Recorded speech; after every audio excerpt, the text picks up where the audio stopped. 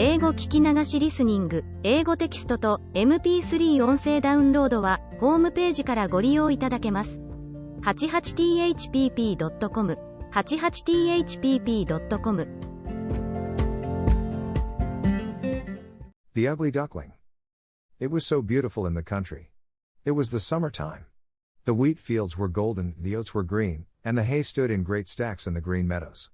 The stork paraded about among them on his long red legs, chattering away in Egyptian, the language he had learned from his lady mother. All around the meadows and cornfields grew thick woods, and in the midst of the forest was a deep lake.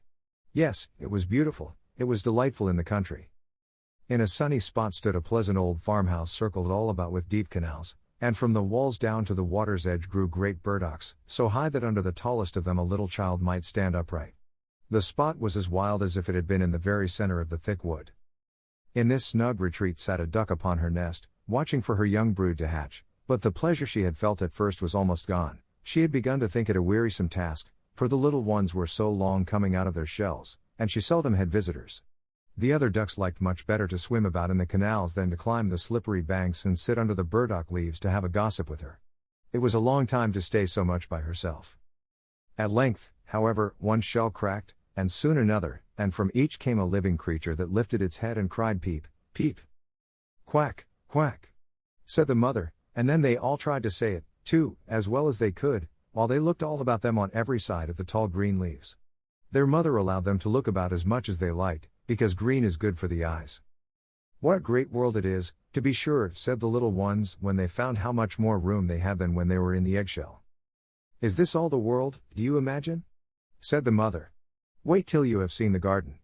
Far beyond that it stretches down to the pastor's field, though I have never ventured to such a distance. Are you all out? She continued, rising to look. No, not all, the largest egg lies there yet, I declare. I wonder how long this business is to last. I'm really beginning to be tired of it, but for all that she sat down again. Well, and how are you today? Quacked an old duck who came to pay her a visit. There's one egg that takes a deal of hatching. The shell is hard and will not break, said the fond mother who sat still upon her nest. But just look at the others. Have I not a pretty family? Are they not the prettiest little ducklings you ever saw? They are the image of their father, the good-for-naught. He never comes to see me. Let me see the egg that will not break, said the old duck. I've no doubt it's a guinea fowl's egg. The same thing happened to me once, and a deal of trouble it gave me, for the young ones are afraid of the water. I quacked and clucked, but all to no purpose. Let me take a look at it. Yes, I am right, it's a guinea fowl, upon my word, so take my advice and leave it where it is. Come to the water and teach the other children to swim. I think I will sit a little while longer, said the mother. I have sat so long, a day or two more won't matter. Very well, please yourself, said the old duck, rising, and she went away. At last the great egg broke, and the latest bird cried peep, peep, as he crept forth from the shell. How big and ugly he was. The mother duck stared at him and did not know what to think.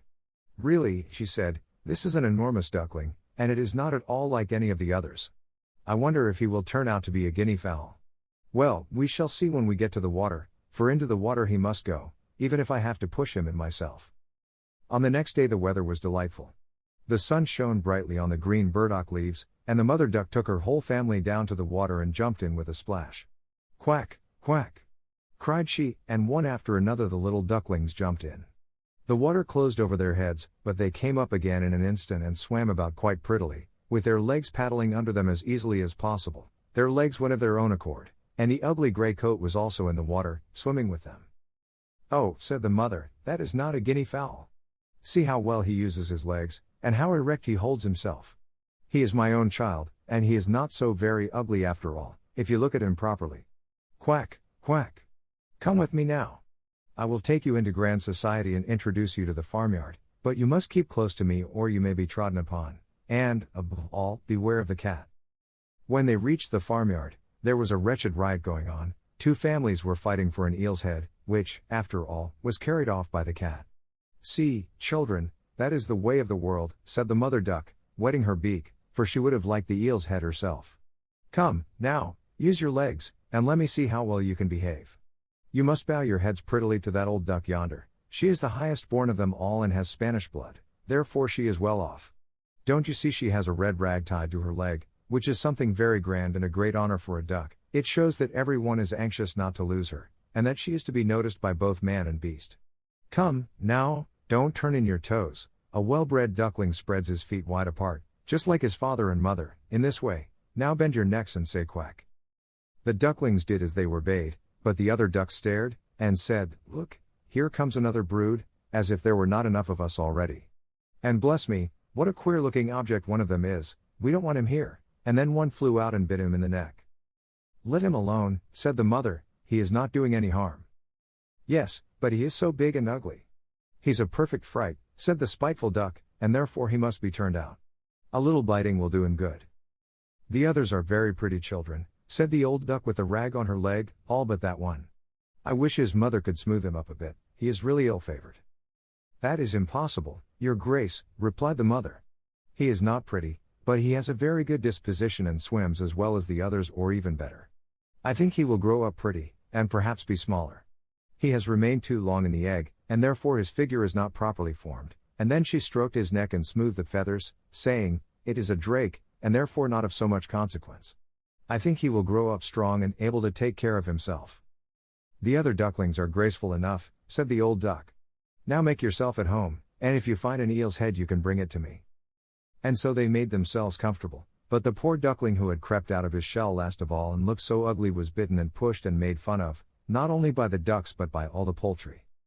He is too big, they all said, and the turkey cock, who had been born into the world with spurs and fancied himself really an emperor, puffed himself out like a vessel in full sail and flew at the duckling. He became quite red in the head with passion, so that the poor little thing did not know where to go, and was quite miserable because he was so ugly as to be laughed at by the whole farmyard. So it went on from day to day. It got worse and worse. The poor duckling was driven about by everyone, even his brothers and sisters were unkind to him and would say, Ah, you ugly creature, I wish the cat would get you, and his mother had been heard to say she wished he had never been born. The ducks pecked him, the chickens beat him, and the girl who fed the poultry pushed him with her feet. So at last he ran away, frightening the little birds in the hedge as he flew over the palings. They are afraid because I am so ugly, he said. So he flew still farther, until he came out on a large moor inhabited by wild ducks. Here he remained the whole night, feeling very sorrowful. In the morning, when the wild ducks rose in the air, they stared at their new comrade. What sort of a duck are you? They all said, coming round him. He bowed to them and was as polite as he could be, but he did not reply to their question. You are exceedingly ugly, said the wild ducks, but that will not matter if you do not want to marry one of our family. Poor thing. He had no thoughts of marriage, all he wanted was permission to lie among the rushes and drink some of the water on the moor. After he had been on the moor 2 days, there came 2 wild geese, or rather goslings, for they had not been out of the egg long, which accounts for their impertinence. Listen, friend, said one of them to the duckling, you are so ugly that we like you very well. Will you go with us and become a bird of passage? Not far from here is another moor, in which there are some wild geese, all of them unmarried. It is a chance for you to get a wife. You may make your fortune, ugly as you are. Bang, bang, sounded in the air, and the 2 wild geese fell dead among the rushes, and the water was tinged with blood. Bang, bang, echoed far and wide in the distance, and whole flocks of wild geese rose up from the rushes. The sound continued from every direction, for the sportsmen surrounded the moor, and some were even seated on branches of trees, overlooking the rushes.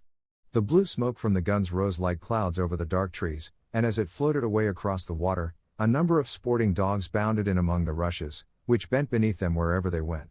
How they terrified the poor duckling! He turned away his head to hide it under his wing, and at the same moment a large, terrible dog passed quite near him. His jaws were open, his tongue hung from his mouth, and his eyes glared fearfully. He thrust his nose close to the duckling, showing his sharp teeth, and then splash, splash, he went into the water, without touching him. Oh, sighed the duckling, how thankful I am for being so ugly, even a dog will not bite me. And so he lay quite still, while the shot rattled through the rushes, and gun after gun was fired over him. It was late in the day before all became quiet, but even then the poor young thing did not dare to move. He waited quietly for several hours and then, after looking carefully around him, hastened away from the moor as fast as he could. He ran over field and meadow till a storm arose, and he could hardly struggle against it. Towards evening he reached a poor little cottage that seemed ready to fall, and only seemed to remain standing because it could not decide on which side to fall first. The storm continued so violent that the duckling could go no farther.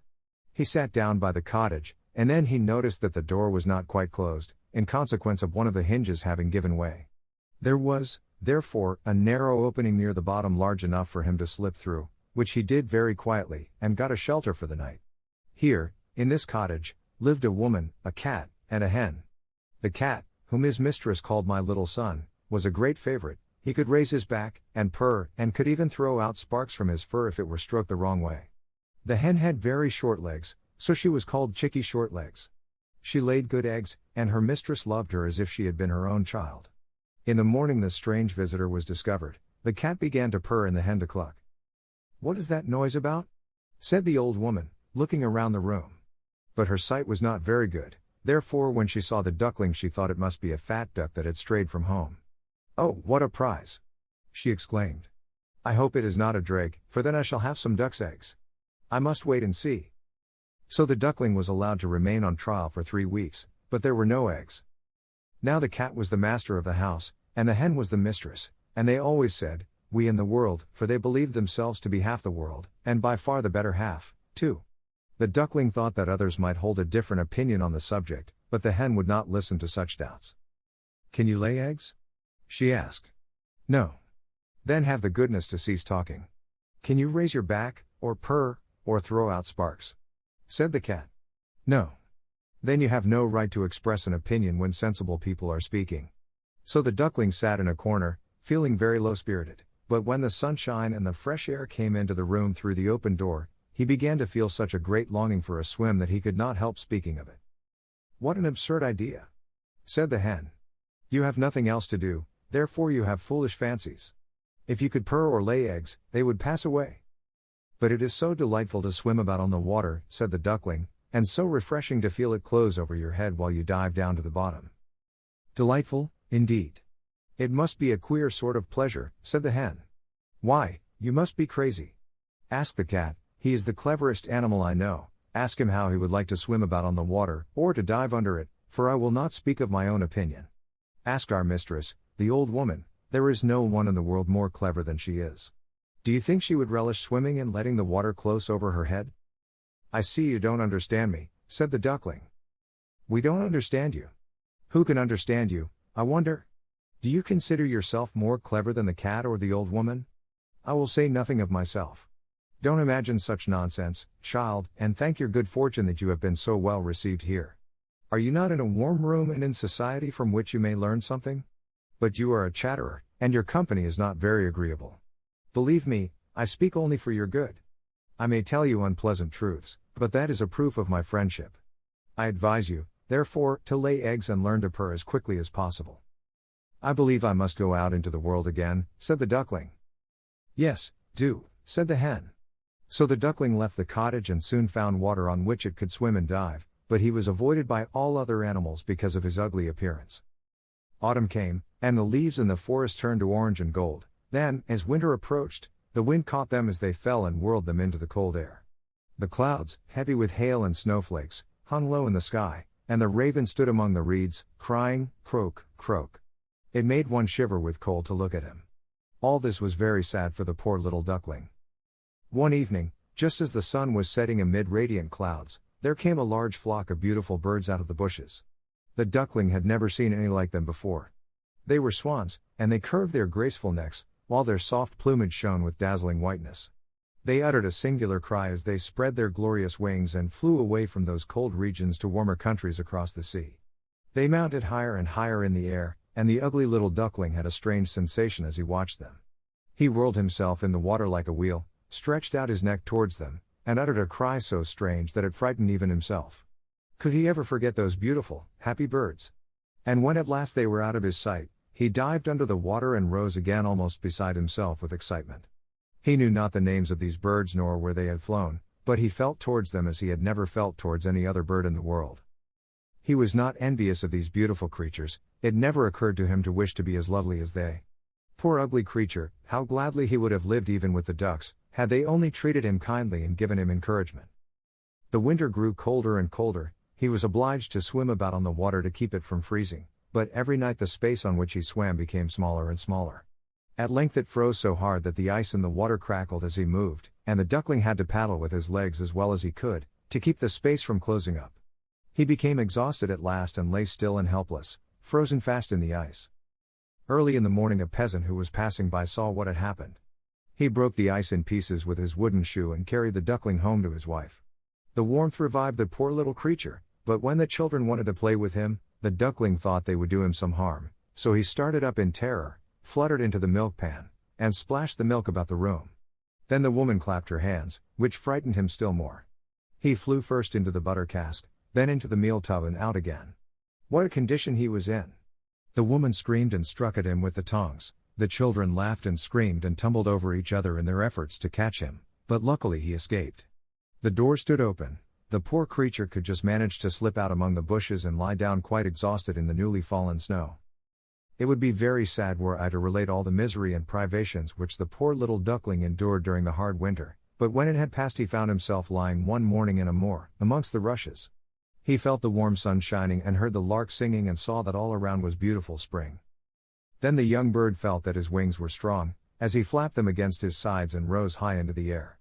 They bore him onwards until, before he well knew how it had happened, he found himself in a large garden. The apple trees were in full blossom, and the fragrant elders bent their long green branches down to the stream, which wound round a smooth lawn. Everything looked beautiful in the freshness of early spring. From a thicket close by came 3 beautiful white swans, rustling their feathers and swimming lightly over the smooth water. The duckling saw these lovely birds and felt more strangely unhappy than ever. "I will fly to these royal birds," he exclaimed, "and they will kill me because, ugly as I am, I dare to approach them. But it does not matter, better be killed by them than pecked by the ducks, beaten by the hens, pushed about by the maiden who feeds the poultry, or starved with hunger in the winter." 49. Then he flew to the water and swam towards the beautiful swans. The moment they espied the stranger they rushed to meet him with outstretched wings. "Kill me," said the poor bird, and he bent his head down to the surface of the water and awaited death. But what did he see in the clear stream below? His own image, no longer a dark gray bird, ugly and disagreeable to look at, but a graceful and beautiful swan. To be born in a duck's nest in a farmyard is of no consequence to a bird if it is hatched from a swan's egg. He now felt glad at having suffered sorrow and trouble, because it enabled him to enjoy so much better all the pleasure and happiness around him, for the great swans swam round the newcomer and stroked his neck with their beaks, as a welcome. Into the garden presently came some little children and threw bread and cake into the water. "See," cried the youngest, "there is a new one," and the rest were delighted, and ran to their father and mother, dancing and clapping their hands and shouting joyously, "There is another swan come, a new one has arrived." Then they threw more bread and cake into the water and said, "The new one is the most beautiful of all, he is so young and pretty." And the old swans bowed their heads before him. Then he felt quite ashamed and hid his head under his wing, for he did not know what to do, he was so happy, yet he was not at all proud. He had been persecuted and despised for his ugliness, and now he heard them say he was the most beautiful of all the birds. Even the elder tree bent down its boughs into the water before him, and the sun shone warm and bright. Then he rustled his feathers, curved his slender neck, and cried joyfully, from the depths of his heart, "I never dreamed of such happiness as this while I was the despised ugly duckling." 英語聞き流しリスニング、英語テキストと MP3 音声ダウンロードは、ホームページからご利用いただけます。88thpp.com、88thpp.com